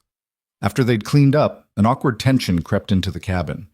It was full dark now, and the question of sleeping arrangements hung between them like something physical. Caleb cleared his throat. "I'm going to check on the horses, make sure they're settled." He left, and Hannah knew he was giving her space to prepare for bed without him watching. She changed quickly into her nightgown, braided her hair, and slipped under the furs. The bed was surprisingly comfortable, the furs soft and warm. When Caleb returned, he moved quietly, banking the fire and checking the door. Then he stood by the bed, looking down at her. "I can still sleep on the floor," he offered. "Get in the bed, Caleb," Hannah said, her voice steadier than she felt. He nodded and began to undress. Hannah looked away, giving him privacy, though she could hear the rustle of clothes being removed. The bed dipped as he climbed in, staying carefully to his side, leaving space between them. They lay there in the darkness, both stiff and aware of the other's presence. "Hannah?" Caleb's voice was quiet. "Yes?" "Thank you for giving this a chance. For giving me a chance." Hannah turned toward him, though she could barely see him in the darkness. "Thank you for choosing me," she replied. They fell asleep that way, separate but together, 2 people learning to share space and breath and the uncertain promise of a future. The first week at the cabin passed in a blur of adjustment and discovery. Hannah threw herself into learning the rhythms of mountain life with the same determination she'd brought to everything else in her life. She learned that Caleb woke before dawn, that his morning routine was sacred and quiet, that he liked his coffee strong enough to strip paint. She learned which chores he preferred to do himself and which he was willing to share. She learned to read his moods in the set of his shoulders and the tightness around his eyes. Caleb, for his part, learned that Hannah was an early riser too, that she hummed while she worked, that she had strong opinions about the organization of supplies and wasn't shy about implementing changes. He learned that her size didn't slow her down the way he'd worried it might, that she was stronger than she looked, and that she approached every task with methodical efficiency. But the learning wasn't all smooth. On the third day, Caleb left to check his trap lines without telling Hannah where he was going or when he'd be back. She woke to find him gone, the cabin empty and silent. Hours passed, then more hours. By afternoon, Hannah was fighting panic, imagining him hurt or lost or dead. When he finally returned at dusk, Hannah was standing on the porch, arms crossed, face tight with worry that had turned to anger. "Where were you?" she demanded. Caleb looked surprised by her tone. "Checking the trap lines." "For 11 hours? Without telling me where you were going?" He frowned, clearly not understanding her anger. "I always check the lines on Wednesdays. It takes all day." "I didn't know that." Hannah's voice rose. "I woke up and you were gone. No note, no word, nothing. For all I knew, you were lying in a ravine somewhere with a broken leg." Caleb's frown deepened. "I've been doing this for 15 years. I don't leave notes." "You weren't married for those 15 years, Hannah shot back. "Things are different now." They stared at each other, the first real conflict of their marriage crackling between them like lightning. Caleb opened his mouth, closed it again. He set down the pack he'd been carrying and rubbed his face with both hands. "You're right," he said finally. "I should have told you. I'm used to answering to no one but myself." "I'm not asking you to answer to me," Hannah said, her anger draining away as quickly as it had come. "I'm asking you to consider me, to remember that someone cares whether you come back." Something shifted in Caleb's expression. He crossed to her and took her hands in his. "I'm sorry," he said. "You were worried." "I was terrified," Hannah admitted. "And then I was angry at myself for being terrified. And then I was angry at you for making me feel that way." "I'll do better," Caleb promised. "I'll leave notes. I'll tell you where I'm going and when I expect to be back. It'll take time to remember, but I'll try." It was the first of many small conflicts as they learned to navigate their new reality. Caleb forgot to tell her when supplies were running low until they ran out completely. Hannah reorganized his tools and he spent 20 minutes looking for his favorite skinning knife. He wanted supper at sunset. She preferred to eat later. She talked while she worked. He preferred silence. But they worked through each conflict with the same honest directness they'd brought to their courtship. Neither kept score. Neither held grudges. They simply adjusted, adapted, and tried again. 2 weeks into their marriage, Hannah was grinding herbs in the small mortar and pestle she'd brought from the trading post when Caleb came in from chopping wood. "There's a Shoshone woman outside," he said. "Her name is Morning Star. I told you about her." Hannah looked up, startled. "Now?" "She heard I'd married. She's brought you a gift." Hannah quickly wiped her hands on her apron and followed Caleb outside. A woman sat on a beautiful painted horse, her age impossible to determine, though the silver in her black hair suggested she was perhaps 50. Her face was weathered but kind, her dark eyes sharp and observant. She dismounted with fluid grace and approached Hannah, holding out a bundle wrapped in soft deer hide. "Welcome, wife of Caleb," she said in English, marked with a slight accent. "I am Morning Star." Hannah took the bundle carefully. "Thank you, I'm Hannah." "I know, Caleb spoke of you when he came to trade last month. He said you were interested in plant medicine." Hannah glanced at Caleb in surprise. He'd been talking about her even then, before they'd married. "I am," Hannah said. "Very much so." Morning Star smiled. "Then open your gift."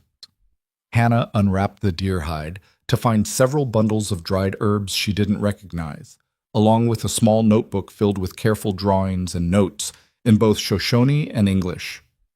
"These are plants that grow in the high country," Morning Star explained. "Some for healing, some for cooking, some for ceremony.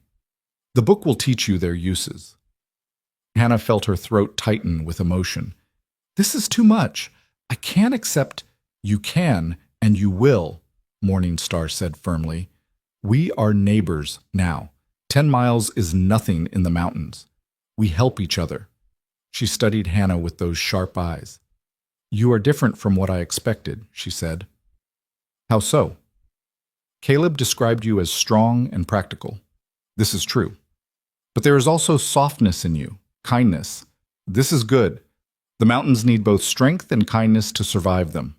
Hannah didn't know what to say to that, so she simply bowed her head in gratitude. Morningstar stayed for tea, sitting at the rough table and talking with an easy familiarity that suggested she and Caleb were old friends. She told Hannah about the area, pointing out which meadows flooded in spring, which passes stayed clear longest, where the best berries grew. If you need anything, Morningstar said as she prepared to leave, you come to us. My husband, 2 elk, and our son are good hunters. We trade. We help. You are not alone here, even when it feels like you are. After she left, Hannah stood on the porch holding the precious notebook, feeling something warm and solid settle in her chest. She hadn't realized how much she'd been dreading the isolation until Morningstar had shown her it didn't have to be absolute. You told her about me, Hannah said to Caleb, before we were even married. Caleb shrugged, looking slightly embarrassed. I was nervous. She's known me a long time. I wanted her opinion. What did she say?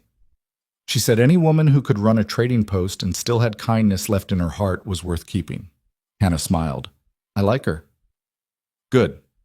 You'll probably see a lot of her. She doesn't stand on ceremony. She'll just show up when she feels like it. As spring deepened into early summer, Hannah's body began to adjust to the constant physical demands of mountain life. The aches that had plagued her those first weeks faded. Her hands, already work-roughened, developed new calluses. Her legs grew stronger from climbing the steep slopes around the cabin, but more than her body, her heart was changing. The armor she'd built around herself over years of being overlooked and dismissed was slowly cracking. Caleb's steady presence, his constant consideration, his growing affection, all of it worked like water on stone, wearing away her defenses. She caught him watching her sometimes with an expression that made her breath catch. When they worked side by side, he found excuses to touch her, his hand on her shoulder, his fingers brushing hers as he handed her tools, his body close behind hers as he showed her how to skin a rabbit properly. At night, the space between them in the bed had gradually disappeared. They slept close now, sometimes waking to find themselves tangled together, neither sure who had moved first. One morning, Hannah woke to find Caleb already awake, propped on one elbow, looking down at her. What? She asked sleepily. Just looking, he said quietly. At what? At my wife. He reached out and traced the line of her jaw with gentle fingers.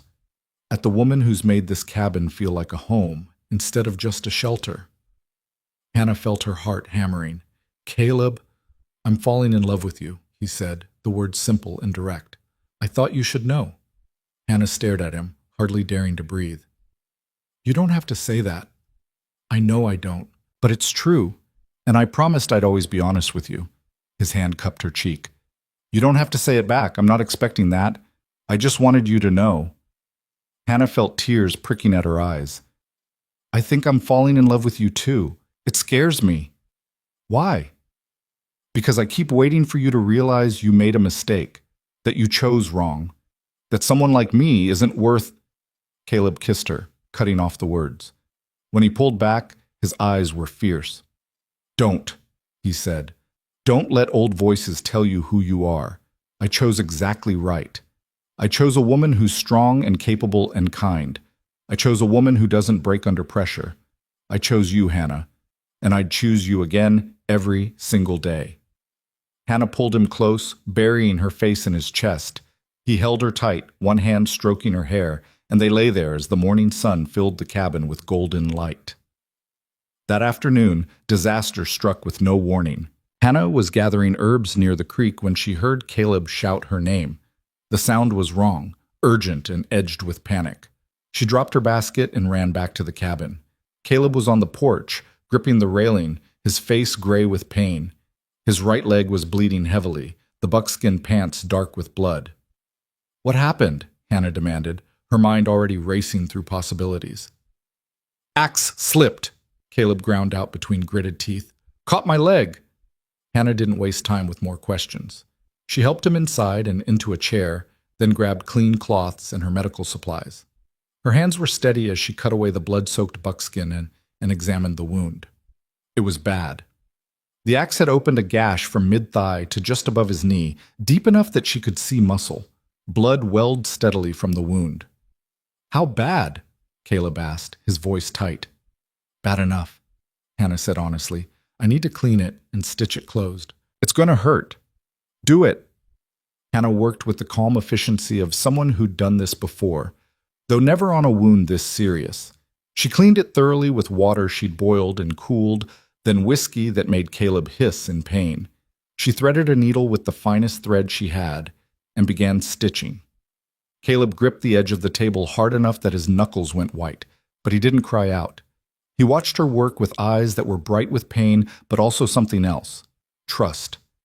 It took her 30 careful stitches to close the wound. By the time she finished, her hands were shaking and Caleb's face was slick with sweat. She bandaged the leg carefully and helped him to the bed. You need to stay off it, she said firmly. No arguing. You could tear those stitches and start bleeding again. Hannah, I said no arguing. Her voice was sharp with leftover fear. You're staying in that bed until I say otherwise. Caleb looked at her, and despite the pain, a small smile crossed his face. Yes, ma'am. For the next 5 days, Hannah ran everything. She tended Caleb's wound twice a day, checking for infection. She chopped wood, hauled water, hunted small game, maintained the cabin. She did it all while monitoring Caleb constantly, watching for fever or signs the wound was going bad. Caleb hated being helpless. He tried to get up twice, and both times Hannah firmly put him back in bed. This is torture, he grumbled on the third day. You'll live, Hannah replied, checking his stitches. Stop complaining. I'm not used to being taken care of. I know, but that's what marriage is. We take care of each other. On the fourth day, Caleb developed a fever. Hannah's stomach dropped when she felt the heat radiating from his skin. Infection. Despite all her care, infection had set in. She spent that night bathing him with cool water, forcing him to drink willow bark tea for the fever, changing his bandages every few hours. Morning Star appeared around midnight as if summoned by instinct, took one look at the situation, and began brewing medicines from her herbs. The fever will break, she said calmly. You did well with the stitching. The wound is trying to heal. His body just needs time to fight. Hannah nodded, too tired and worried to speak. Morning Star stayed through the night, the two women working in silent partnership. When dawn came, Caleb's fever broke. He opened his eyes, clear for the first time in hours, and found Hannah asleep in the chair beside the bed, her hand still holding his. Morning Star smiled. Your wife is fierce. She did not rest until the fever broke. I know, Caleb said quietly. I'm starting to understand just how lucky I am. Hannah woke to find Caleb watching her, his eyes clear and focused. The fever broke, she said, relief flooding through her.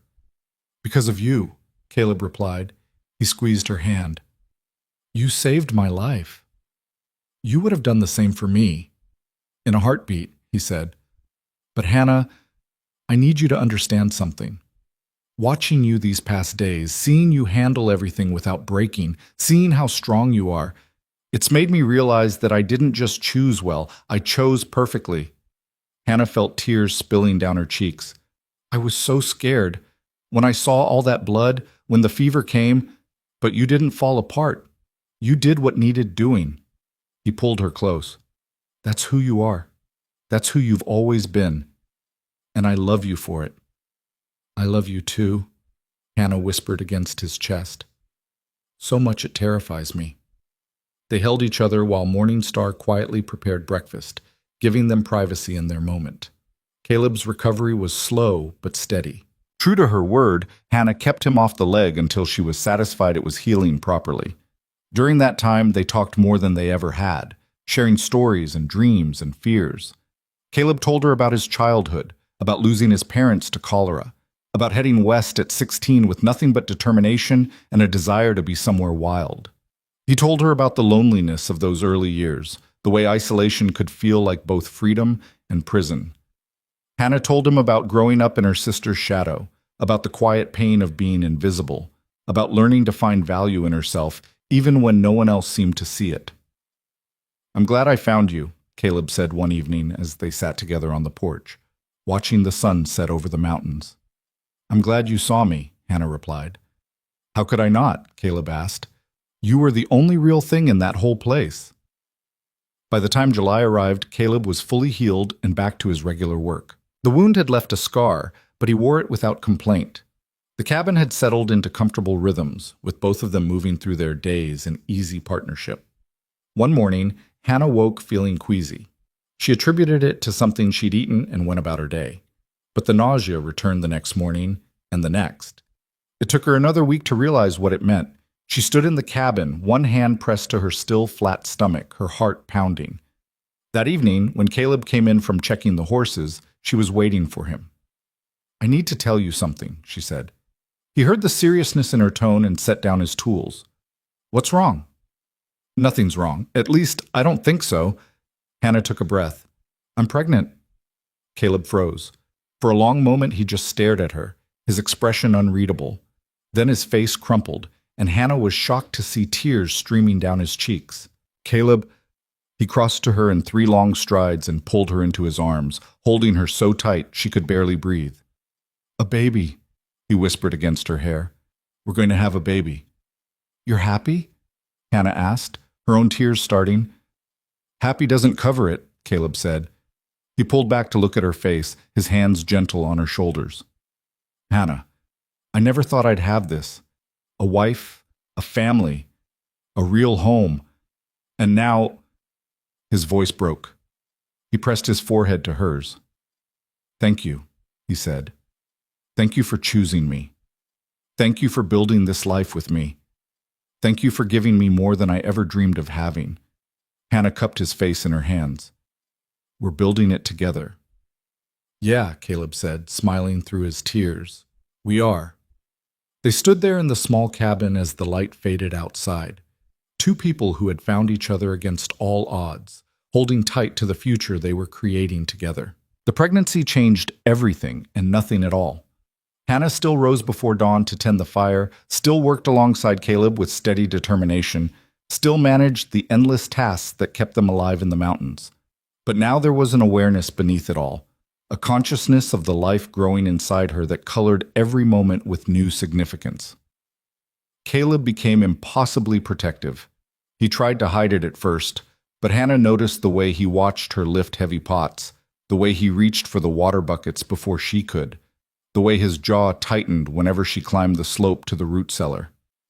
"I'm pregnant, not broken," she told him one morning when he tried to take a basket of laundry from her hands.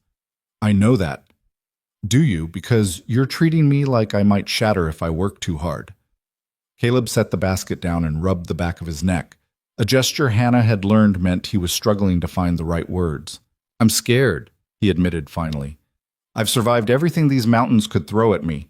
Storms, starvation, injuries, animal attacks. But this? A baby, you carrying our child? I don't know how to keep you safe from something happening inside your own body." Hannah's irritation melted. She crossed to him and took his face in her hands. "You can't keep me safe from everything, Caleb. That's not how this works. But you can trust me to know my own limits. You can trust me to ask for help when I need it. Can you promise me you will? Ask for help?" "I promise," Hannah said, "but you have to promise to stop hovering." "I'll try," Caleb said, though they both knew it was a promise he'd struggle to keep. As summer deepened into fall, Hannah's body changed in ways both wonderful and terrifying. Her stomach swelled, her breasts grew heavy and tender. She tired more easily, though she fought against it with stubborn determination. Morning sickness plagued her for weeks before finally easing as she moved into her 2nd trimester. Morning Star visited often, bringing herbs and advice born from raising 4 children of her own. She taught Hannah exercises to prepare her body for childbirth, showed her how to brew teas that would ease discomfort, explained what to expect in the months to come. "Your body knows what to do," Morning Star said during one visit. "Women have been having babies since the beginning of time. Trust yourself." What if something goes wrong? Hannah asked, voicing the fear that kept her awake at night. Then we deal with it, Morningstar said simply. But worrying about what might happen won't prevent it. Save your strength for what is, not what might be. In October, a letter arrived via a trapper heading north.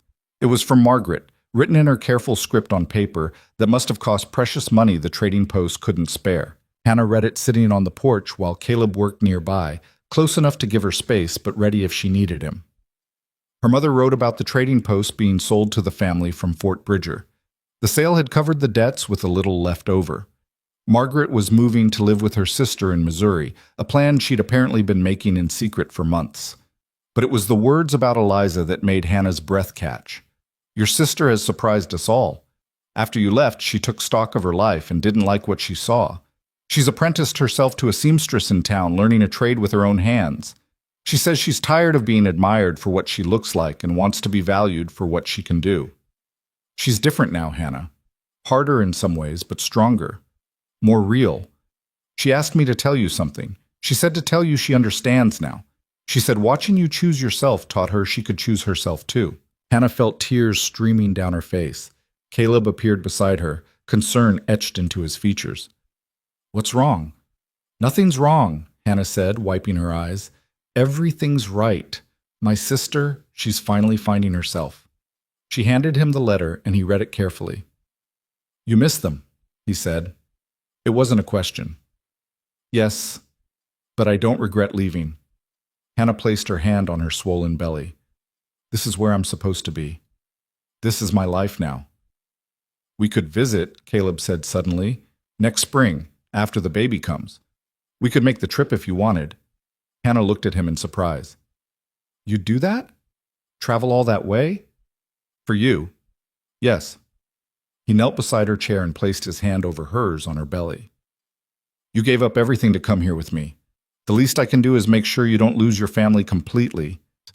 Hannah leaned forward and kissed him, pouring into it all the love she felt for this rough man who kept surprising her with unexpected tenderness.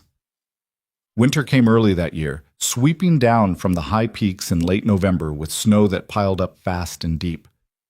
Hannah was 7 months pregnant when the first major storm hit, and the timing couldn't have been worse. Caleb had gone to check his farthest trap line, a trip that should have taken him 2 days. He'd left on a clear morning with Hannah's worried protests following him down the trail. I'll be back before the weather turns, he'd promised. I can feel a storm coming, but I've got time. He'd been wrong. The storm rolled in that afternoon like a living thing, bringing wind that howled like wolves and snow so thick Hannah couldn't see the tree line from the cabin porch. By nightfall, the world had disappeared into a wall of white, and Caleb hadn't returned. Hannah tried to stay calm. Caleb knew these mountains. He'd survived worse storms. He'd find shelter and wait it out, then come home when it was safe. But as the first night turned into the second day and the storm showed no signs of stopping, fear began to gnaw at her. The baby was active, kicking and turning, as if sensing her anxiety. Her back ached constantly from the weight she carried. The cabin felt enormous and empty without Caleb's presence. On the second night, Hannah woke to wetness between her legs. For a terrifying moment, she thought her water had broken, but when she lit the lamp with shaking hands, she saw it was blood. Not a lot, but enough to scare her. She sat on the edge of the bed, breathing slowly, trying to assess. The baby was still moving. The bleeding seemed to have stopped, but she was alone, 7 months pregnant, with her husband missing in a blizzard and the nearest help 10 miles away through snow that was already waist-deep. Hannah allowed herself exactly 5 minutes of pure terror. She sat there shaking, tears streaming down her face, feeling more alone than she'd ever felt in her life. Then she stood up, washed herself, changed into clean clothes, and got to work. She built up the fire until the cabin was warm. She boiled water and set it aside. She laid out clean cloths and the supplies Morningstar had left for the birth, even though it was too early, because being prepared gave her something to focus on besides her fear. She brewed willow bark tea for the pain in her back and drank it slowly, forcing herself to stay calm. All through that long night, she talked to the baby. You stay put, she said, one hand on her belly. Your father is coming home, and when he does, we're both going to be here waiting for him. You hear me? We're going to be fine. The storm finally broke on the third morning. Hannah stood on the porch in the weak sunlight, scanning the tree line for any sign of movement. The world was buried under 3 feet of fresh snow, pristine and beautiful and deadly. She saw him around noon, a dark figure moving slowly through the snow. Even from a distance, she could tell something was wrong with the way he was walking. Hannah grabbed her heaviest shawl and waded out into the snow, her pregnant belly making balance difficult. She met Caleb halfway to the cabin and nearly cried at the sight of him. His face was gray with cold and exhaustion. Ice crusted his beard and eyebrows. He was limping badly on his left leg, and when he tried to speak, his words were slurred. Got turned around, he managed. Took shelter in a cave, legs frostbit. Hannah got her shoulder under his arm and helped him back to the cabin, her own fear forgotten in the immediate crisis. She got him inside and into a chair, then began the careful process of warming him up slowly, knowing that warming frostbite too quickly could cause more damage. She removed his boots with gentle hands and bit back a gasp at what she saw. His left foot was white and waxy, clearly frostbitten. His toes on that foot showed no movement when she touched them. "How bad?" Caleb asked through chattering teeth. "Bad enough," Hannah said honestly. "We need to warm it slowly. It's going to hurt." "Everything already hurts," Caleb said. Then his eyes focused on her face, really seeing her for the first time. "You've been crying. What's wrong?" "Nothing. You're home. That's all that matters." "Hannah." His voice was sharp despite his exhaustion. "What happened?" She told him about the bleeding, watching his face go even paler if that was possible. "The baby?" he asked hoarsely. "Still moving. The bleeding stopped. I think we're okay." She touched his face. "But you need to focus on yourself right now." Over the next 3 days, Hannah nursed Caleb back to health with the same fierce determination she brought to everything. The frostbite was serious but not catastrophic. He'd lose 2 toes on his left foot, but the rest would heal. The process was excruciating. Caleb, who'd barely made a sound when she'd stitched his leg months earlier, couldn't hold back cries of pain as feeling returned to the frozen tissue. Hannah sat with him through all of it, holding his hand, wiping the sweat from his face, talking him through the worst of it. "I thought I'd lost you," she said one night when the pain had finally eased enough for him to rest. "I thought I'd lost me too," Caleb admitted. "I got disoriented in the storm. Couldn't find my landmarks. By the time I realized how lost I was already hypothermic." He gripped her hand tightly. "I kept thinking about you here alone. About the baby. About everything I'd promised you. That's what kept me moving. The thought of you waiting for me." "I'll always wait for you," Hannah said. "But Caleb, you have to promise me you'll be more careful. You're not just responsible for yourself anymore." "I know. Believe me, I know." He placed his hand on her belly. "How are you really? Tell me the truth." Hannah hesitated, then decided honesty was the only option. "I'm scared. The bleeding scared me. Being alone scared me. The thought of something happening to you or the baby scared me. But you handled it anyway. What choice did I have?" Caleb pulled her close, mindful of her pregnant belly between them. "You always have a choice, Hannah. You could have fallen apart. You could have given up. But you didn't. You stayed strong. You took care of yourself and the baby. You survived." "We survived," Hannah corrected. "All 3 of us." The rest of the winter passed in careful caution. Caleb healed, adapting to the loss of his toes with characteristic stoicism. He built up their supplies, hunted close to the cabin, and never left without telling Hannah exactly where he'd be and when he'd return. Hannah's belly grew impossibly large. By February, she could barely see her own feet. Simple tasks like putting on her boots became exercises in creative problem-solving. She waddled more than walked, and her back ached constantly from carrying the extra weight. But she also felt strong. The pregnancy had proved something to her, that her body, the body she'd been taught to see as wrong and inadequate, was capable of creating life, of nurturing it, of being exactly what it needed to be. In early March, 2 weeks before Hannah's calculated due date, her water broke while she was kneading bread. She stood there for a moment, feeling the warm liquid soaking through her dress, processing what it meant. Then she turned to Caleb, who was sharpening his knife at the table. "It's time," she said calmly. Caleb dropped the knife. Now? Are you sure? I'm standing in a puddle, Caleb, I'm sure. He was on his feet instantly, all the careful plans they'd made flying out of his head in the face of the actual moment. What do I do? Should I get Morning Star? Should I? First, you need to breathe, Hannah said. Then you need to ride to get Morning Star while I still have time between contractions. Caleb nodded, visibly pulling himself together. He helped Hannah to the bed, made sure she had water and clean cloths within reach, then rode out hard for the Shoshone camp. The first real contraction hit while he was gone. Hannah gripped the edge of the bed and breathed through it, remembering everything Morning Star had taught her.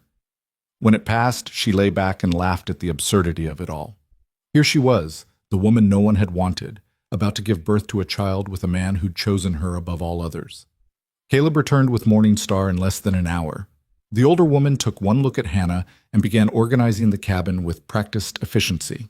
How far apart are the pains? She asked. Maybe 10 minutes, Hannah said. Good. We have time. Morning Star placed a cool hand on Hannah's forehead. This is going to be hard work, but you're strong. You can do this. Labor lasted 14 hours.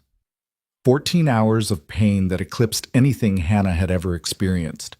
14 hours of Caleb gripping her hand until her bones ached, whispering encouragements, wiping her face with cool cloths. 14 hours of Morning Star's calm presence, checking progress, offering herbs for the pain, reminding Hannah to breathe. When the baby finally came, sliding into Morning Star's waiting hands with a lusty cry that filled the cabin, Hannah collapsed back against the pillows, exhausted and exhilarated. A daughter, Morning Star announced, placing the baby on Hannah's chest. Strong lungs, all fingers and toes, perfect. Hannah looked down at the tiny red-faced creature on her chest, this new person she and Caleb had made, and felt her heart crack wide open with love so fierce it hurt. Caleb knelt beside the bed, his face wet with tears, one hand gently touching the baby's head. She's beautiful, he whispered. She's perfect. You're perfect. They named her Sarah, after the grandmother she'd never meet. Sarah had Hannah's brown hair and Caleb's gray eyes, and from the moment she drew her first breath, she owned both her parents completely. The first weeks with the newborn were a blur of sleepless nights and constant feeding. Hannah's body ached in new ways, and she struggled with the overwhelming responsibility of keeping this tiny person alive. But Caleb stepped in without being asked, changing diapers, walking the floor with Sarah when she cried at night, giving Hannah time to rest and heal. I thought you didn't know how to do this, Hannah said one night, watching him rock Sarah with surprising competence. I don't. I'm learning as I go, same as you. He looked down at his daughter's face. But I figure if we both care this much, we'll figure it out. Spring came late that year, but when it finally arrived, it brought with it a letter from Margaret.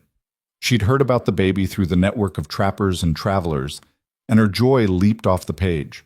But it was the postscript that made Hannah smile through tears. Eliza sends her love. She's made her first dress entirely on her own and sold it for good money. She says to tell you she finally understands what you've known all along, that being valuable and being valued are not the same thing, and the first matters more than the second. She also says to tell the baby she has an aunt who can't wait to meet her. In May, when Sarah was 2 months old and the passes were finally clear, a visitor arrived at the cabin. Hannah was hanging laundry while Sarah slept in a basket in the shade when she heard a horse approaching. She looked up to see a woman riding toward the cabin, a woman with golden hair and familiar blue eyes, though something in her face had changed, had hardened and softened all at once. Eliza? Hannah breathed. Her sister dismounted and stood there for a long moment, just looking at Hannah. Then she crossed the distance between them and pulled Hannah into a fierce embrace. I had to see you, Eliza said, her voice thick with emotion. I had to tell you I'm sorry for how I acted, for the things I said, for not being happy for you when you deserved happiness. Hannah hugged her sister tightly. You're here now. That's what matters. They pulled apart, and Eliza looked past Hannah to the basket where Sarah was beginning to fuss. Can I meet her? Eliza asked. Hannah lifted Sarah from the basket and placed her in Eliza's arms. Her sister looked down at the baby with an expression Hannah had never seen on her face before, pure, uncomplicated love. She's beautiful, Eliza whispered. She looks like you. She looks like both of us, Hannah corrected. Like all of us. Caleb emerged from the cabin, stopping short when he saw Eliza. There was a moment of tension, of history and hurt hanging between them. Then Eliza spoke. "Thank you," she said simply, "for not choosing me, for showing me that beauty isn't enough, for teaching me without meaning to that I needed to become someone worth more than how I looked." Caleb nodded slowly. "You did that yourself. I just made a choice. You made yourself into someone new." Eliza stayed for 3 days. In that time, the sisters talked about everything, their childhood, their fears, their dreams, the paths their lives had taken. They laughed and cried and mended fences that had been broken longer than either of them had realized. On the morning Eliza prepared to leave, she held Sarah one last time. "I'm going to be the aunt who spoils her," she announced. "The one who makes her beautiful dresses and tells her stories about her brave parents who built a life in the mountains." "You're welcome anytime," Hannah said. "Your family. You'll always be welcome here." After Eliza rode away, Hannah stood on the porch with Sarah in her arms and Caleb's hand in hers, looking out at the mountains that had become her home.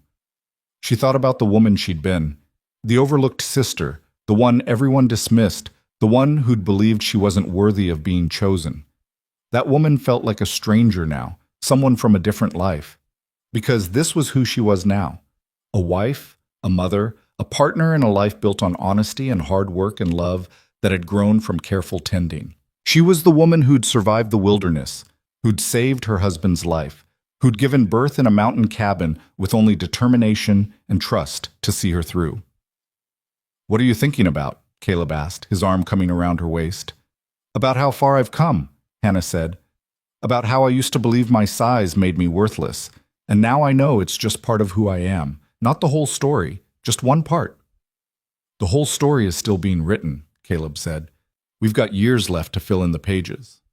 Sarah made a small sound, and they both looked down at her, this tiny person who was the best of both of them. Summer arrived in full, painting the meadow in wildflowers. Hannah worked in her garden while Sarah slept nearby, teaching herself new plants with Morningstar's guidance. Caleb built an addition onto the cabin, creating a separate room for Sarah and any siblings who might follow.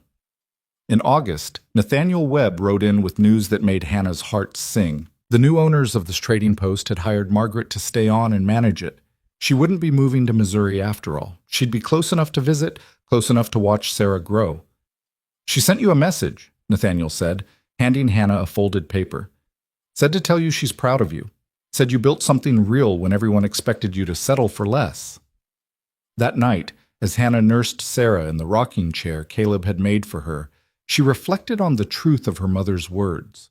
She had built something real, a marriage based on partnership and truth, a home that was rough but warm, a family that was small but complete.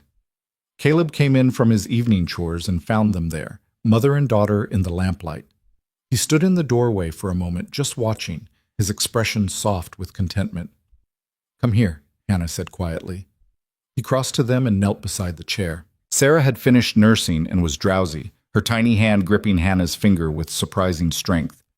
"Do you remember what you said to me?" Hannah asked. "That first day at the trading post? You said I knew how to survive." "I remember." "You were wrong," Hannah said. She touched his face with her free hand. "I didn't just know how to survive, I knew how to live. I just needed someone to see it, to choose me and give me the space to become who I was always meant to be." Caleb covered her hand with his. "You gave me the same thing. I was surviving too, just getting by, day to day, year to year, but you taught me what it means to really live, to share life, not just endure it." Sarah yawned, a tiny sound that made them both smile. "She's going to grow up knowing she's loved," Hannah said, "knowing that she's valuable just as she is, knowing that she doesn't have to be the prettiest or the most admired to matter." "She'll learn that from you," Caleb said, "from watching you be exactly who you are without apology." They put Sarah to bed in her cradle, the one Caleb had carved with careful attention, smoothing every edge until it was perfect. Then they stood together at the cabin window, looking out at the stars scattered across the mountain sky. Hannah leaned back against Caleb's chest, feeling his arms come around her, feeling the steady beat of his heart against her back. Once upon a time, she'd been the sister no one wanted, the woman everyone overlooked, the one dismissed because her body didn't fit the narrow definition of acceptable. But Caleb had looked past all of that and seen what mattered: her strength, her competence, her worth. He'd chosen her when everyone expected him to choose her beautiful sister. He'd married her when the world said she should be grateful just to be considered. And in choosing her, he'd given her the greatest gift of all, the freedom to choose herself. To stop apologizing for taking up space. To stop believing the lies she'd been told about her value. She'd built a life here in these mountains, a real life, full of work and love and the kind of happiness that comes from being truly seen. She'd survived blizzards and isolation and the terrifying responsibility of bringing new life into a harsh world. She'd saved her husband's life and built a partnership that worked because they both showed up every day, ready to do the work. Real love, she'd learned, wasn't found in grand gestures or pretty words. It was found in the daily choice to show up, to try, to bend and grow and change together. It was found in a man who learned to leave notes when he went to check his trap lines, and a woman who learned to ask for help when she needed it. It was found in honest conversations and mutual respect and the willingness to see each other truly. Years later, when Sarah was old enough to ask questions, she'd want to know how her parents met. Hannah would tell her the truth, that her father had ridden into a dying trading post looking for a wife, and everyone had expected him to choose the beautiful sister.